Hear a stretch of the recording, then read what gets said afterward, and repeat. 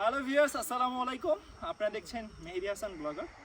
So আমি এখন আছি হচ্ছে সিলেট শ্রীমঙ্গলে নূরজাহান চা বাগানের ভিতরে। এটা আমার ফার্স্ট টাইম লাইফে এরকম চমৎকার একটা জায়গায় এসে কিছু ল্যান্ডস্কেপের ভিডিও আমি করতে পারছি।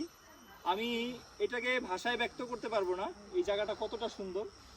জাস্ট দু চোখ যেদিকে যাচ্ছে সবুজের সমারোহ, নয়ন জুড়ানো এক দৃশ্য যেটা না দেখলে কখনোই আপনার বিশ্বাস করবেন না।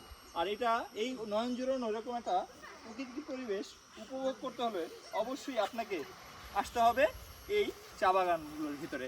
তবে এই চা বাগানের যতটা দেখতে সুন্দর তার পিছনে কিন্তু অনেক করুণ একটা ঘটনা আছে। তারা হচ্ছে এই চা বাগানের শ্রমিকদের মজুরি।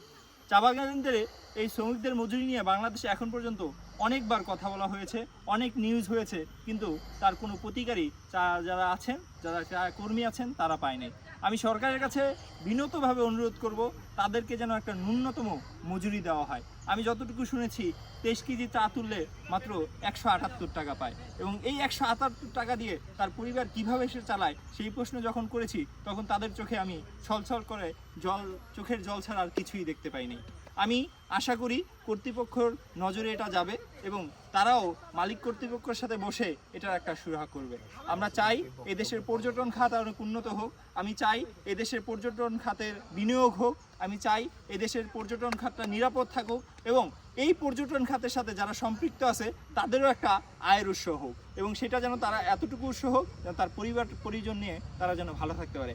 আর যারা এখানে পর্যটক হিসেবে আসে পর্যটকদের একটা কথা বলবো যে আপনারা যথাযথ চেষ্টা করবেন তাদেরকে যতটুকু হেল্প করা উচিত।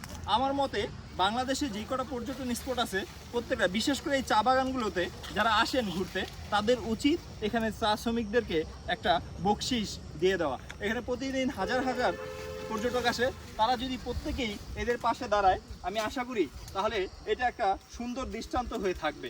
এবং আমি এই দেশের চা শিল্পের সাথে জড়িত সবাইকে বিনীত অনুরোধ করব এই চা শ্রমিকদের ব্যাপারে আপনারা কথা বলেন, চা শ্রমিকদের যেন একটা ন্যায্য মূল্য পায় সেই বিষয়টা আপনারা ইনশিওর করবেন। ধন্যবাদ, থ্যাংক ইউ সো মাচ। ভিডিওটা ভালো লাগলে অবশ্যই হচ্ছে আপনাদের বন্ধু বান্ধব ফ্রেন্ড সার্কেল যারা আছে সবাই শেয়ার করে দিবেন, কারণ হয়তো আপনার একটা শেয়ার এই ভিডিওটা উপর মহলে গেলে তাদের দৃষ্টি আকর্ষণ করবে এবং চা শ্রমিকদের কোনো উপকার হবে। Thank you.